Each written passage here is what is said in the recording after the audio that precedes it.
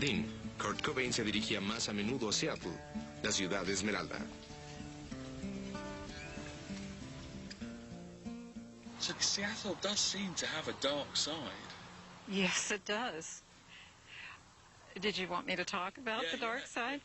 Well, as you know, Seattle is commonly thought to be the home of the most notorious serial killers here in the United States. Ted Bundy comes to mind, also the man I call Green River Gary, which is Gary Ridgway, the Green River serial murder killer here in town. One of the theories is we're the last major northwest city in the continental United States. So people that might have problems keep traveling till they hit onto Seattle. We've got the mountains, we've got the forests, we've got hills, we've got valleys. We're not flat like the cornfields of Kansas, for instance. So it makes for a perfect dumping ground for bodies.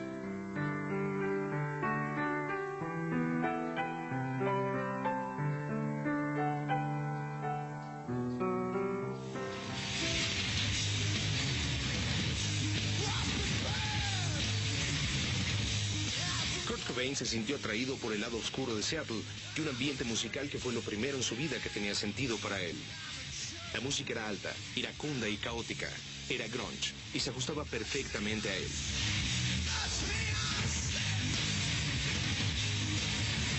Se ha dicho que estas fotos en blanco y negro de Charles Peterson, con extremidades difuminadas, su torbellino de luces y de cabelleras revueltas, hicieron que unos fans se unieran para crear un movimiento musical. It was more just about like really this unbridled energy that we had that we needed to get out. I mean, and that's sort of what like going to shows was like for us. It was just this youthful energy, and it made me feel whole. It made me feel like a part of something. Tacoma, un pueblo de obreros en las afueras de Seattle, era el lugar donde se veían todas estas bandas nuevas. Hasta ese momento solo se conocía como el pueblo natal del asesino en serie Ted Bundy.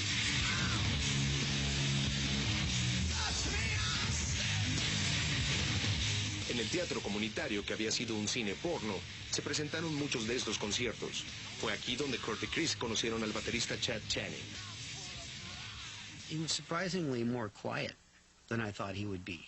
You know, especially after, you know, seeing him for the first time. The flared crushed velvet pants and the, you know, platform shoes and all. I mean, it was almost night and day, you know. It was very quiet, kind of, I don't know if I'd say subdued or anything like that. He, you know, he just was very, very mellow guy. Le pidieron a Chad que se incorporara a la banda, a la que le acababan de poner un nuevo nombre, Nirvana, después de que Kurt vio un programa de televisión sobre el budismo. Do you think, you know, this band is destined for greatness? Not particularly, no. Yeah, I didn't like them first time I saw them play.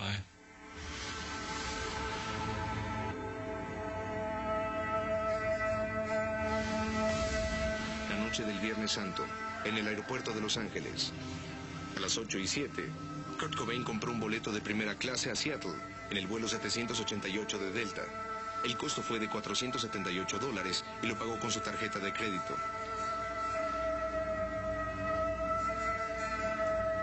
Luego llamó al servicio de limusinas de Seattle y ordenó que una lo recogiera en el aeropuerto. A las 8:43 intentó sacar $150 del cajero automático y no pudo. Después de haber comprado el boleto del avión, su esposa Courtney Love descubrió que él se había fugado de Exodus y canceló su tarjeta de crédito. Kurt se había escapado de la unidad de rehabilitación que trataba a las estrellas de rock, para luego descubrir que su compañero de viaje era otro astro del rock con problemas de drogas, Duff McKagan, el bajista de Guns N' Roses. Al igual que Kurt, Duff estaba regresando a su casa en Seattle y también sufría de una adicción crónica a la heroína. I think I'd gotten off a tour and I was flying from LA up to Seattle to home. And I get on the plane, and Kurt gets on the plane and sits next to me. And we took off, and, you know, he and I started talking. He had told me, you know, he goes, I just took off from Exodus. We talked, you know, we were drinking, and... I mean, did you talk about any of that heroin addiction on that plane journey with Kurt? No, because we didn't want to, no way. El vuelo 788 de Delta llegó a Seattle a las 12:57 de la mañana. We got to Seattle, we went to baggage claim, and he was pretty down. And a friend of mine, this guy Eddie, met me at baggage claim in Seattle.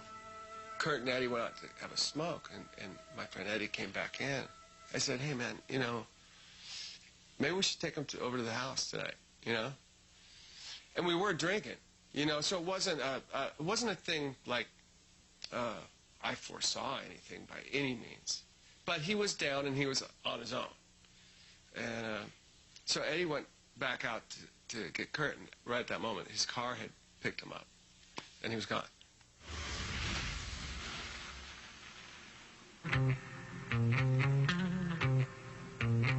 Durante 1988, Kurt empezó a pasar más tiempo en Seattle.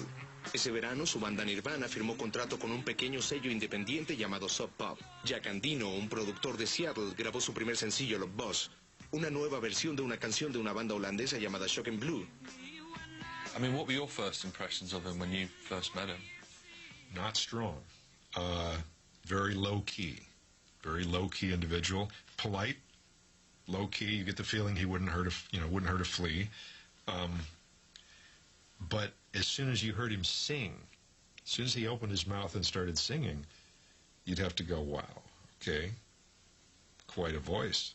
Something going on here. That was my initial impression, was, wow, I like the guitar playing, and he's got an amazing scream. Well, what was it? Now, an amazing scream goes a long way in rock and roll. Pero eso no fue suficiente para Sub Pop, que en ese entonces no estaban convencidos con Nirvana. Hasta llamaron a Kurt y le preguntaron si él podía pagar los $200 para imprimir su primer sencillo. I think that Sub Pop was promoting like Mother Love Bone and like all the popular people that were popular in Seattle. And see, I think that was the difference between Nirvana and Kurt, was even in the Sub Pop crowd, they were sort of considered losers.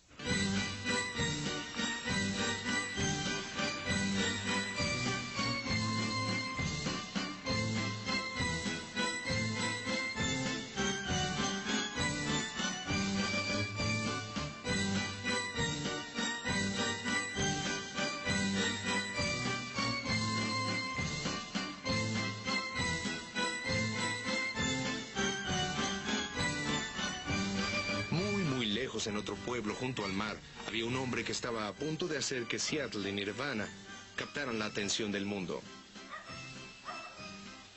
Now, some say that Everett True is the man that invented grunge. Yeah, Entertainment Weekly said that Everett True is the man who invented grunge. I remember telling that to a taxi driver in Seattle one time, and he nearly crashed the cab. I'm like, Jesus, is it that bad? Who was Everett True? Who is Everett True? You mean Jerry?